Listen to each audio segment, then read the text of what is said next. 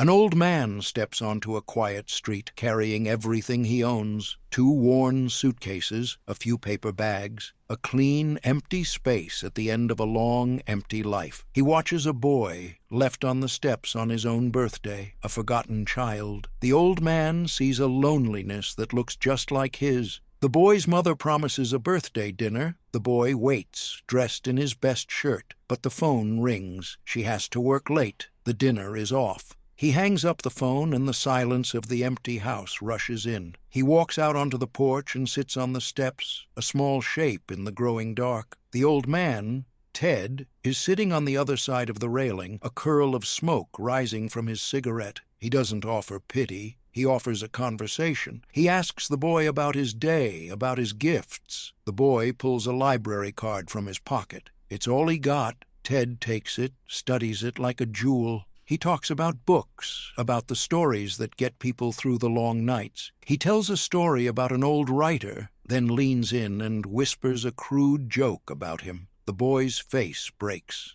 A real laugh, loud and sudden, escapes him. It's the first real sound of the evening. For a moment, the boy isn't a burden and the old man isn't alone. They're just 2 people sharing a joke on a warm summer night. The next day, Ted offers the boy a job. $1 a week, to read him the newspaper. His eyes, he says, are starting to fail him. He says it while looking straight at the boy, his gaze clear and sharp. He isn't buying a paper reader. He is buying time. He's paying for the feeling of having someone there, of being needed. The boy doesn't question it. $1 a week is a fortune. It's a step toward a new bicycle. It's a reason to knock on the old man's door. A few days later, Ted decides to trust him completely. He sits the boy down at his small kitchen table and tells him the truth, or part of it. He's hiding. There are dangerous men looking for him. Low men, he calls them. He needs the boy to be his eyes, to watch the street,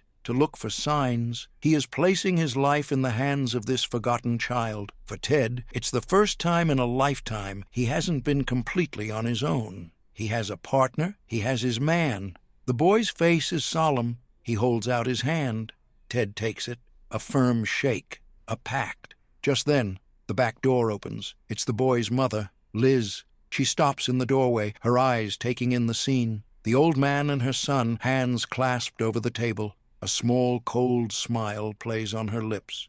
The boy, excited, tells her about his job, his secret mission, but her eyes are fixed on Ted. "Do you always have young boys read you the papers?" For a moment, nobody speaks. Ted is polite. He explains about his eyes. She presses him. What did he do before he retired? He gives vague answers that aren't meant to satisfy. She pulls her son toward the door, her grip tight on his arm. The fragile world Ted is building is already under threat. The enemy is not some shadowy, low man. It's right here in this house. But the suspicion doesn't take hold. The summer deepens. The boy reads the old man the news on the porch, the world of headlines a distant hum against the sound of crickets. And, from his chair, Ted watches the children play. He listens to their arguments, their shouts, their laughter. It's the sound of a life he never lived, a childhood he never had. The porch is no longer a spectator's seat. It's the heart of a home. One afternoon, a pretty girl named Carol walks by. Ted watches her go, then turns to the boy with a sly smile. He asks him if he's kissed her yet. The boy makes a face.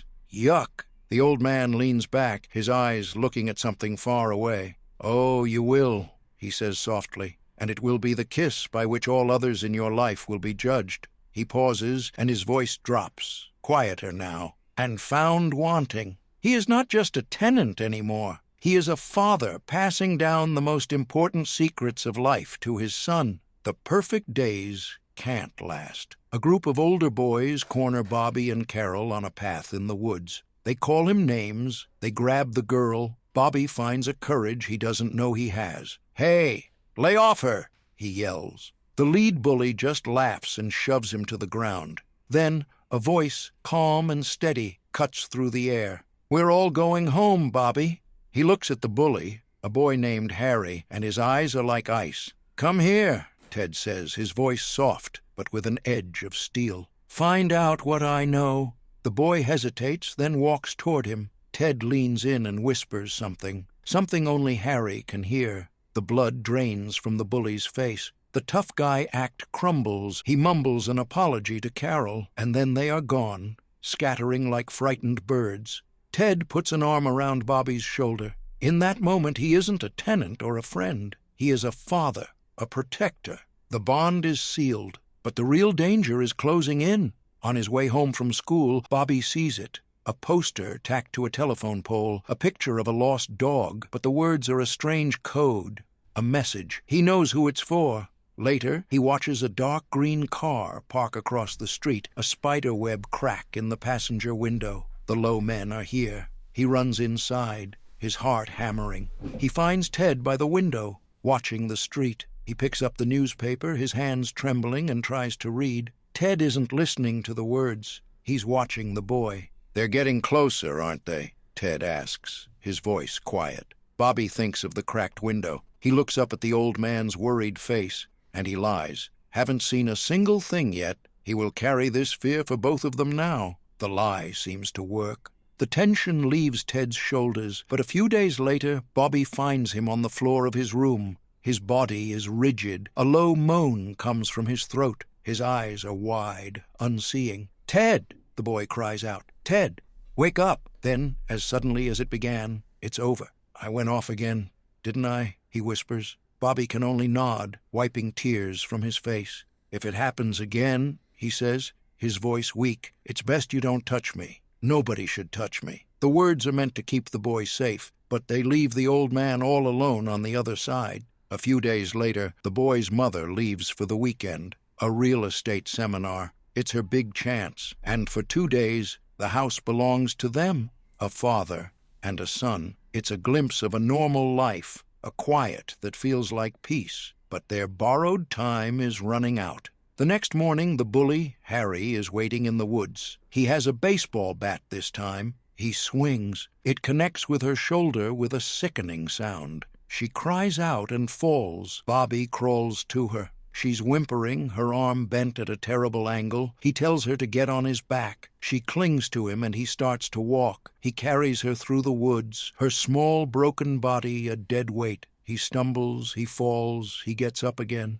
He whispers to her, tells her stories, tells her to think of something else, just like Ted taught him. He is no longer a boy. He is the man Ted has shown him he can be. He makes it to the house, his legs shaking, screaming Ted's name. The old man is there in a second. He scoops the girl into his arms and carries her inside, laying her gently on the couch. His hands are impossibly gentle as he feels the joint. "I don't think it's broken," he says, his voice low and even. "I think I can fix it." He gives Carol his belt to bite down on, to catch the pain. His voice is a low murmur. He closes his eyes. His hands hover over her shoulder. There is a sharp crack, a single muffled scream, and it's over. The pain is gone.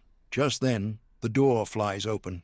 It's Liz. She's home early. Her face is a wreck, a dark bruise spreading across her cheek. She sees the old man leaning over the girl on the couch, and something inside her shatters. She lunges at Ted. "Get your hands off her!" she screams, her voice raw, with a pain that has nothing to do with this room. She slaps him hard. Bobby throws himself between them. "Mom, no! He was helping her!" But she doesn't hear him. She sees only what her own broken world tells her to see. She grabs Carol's hand and pulls her away. In the doorway, she looks back at Ted, her voice cold and dead. "I'm calling the police." From his room, the boy hears her on the phone. Her voice is low, measured. She's talking about a man named Brodigan. She gives them a location, a diner. She is betraying him. The boy creeps to the door and peeks through the crack. He watches his mother take a crumpled poster from her purse, the one with Ted's name on it. She smooths it out,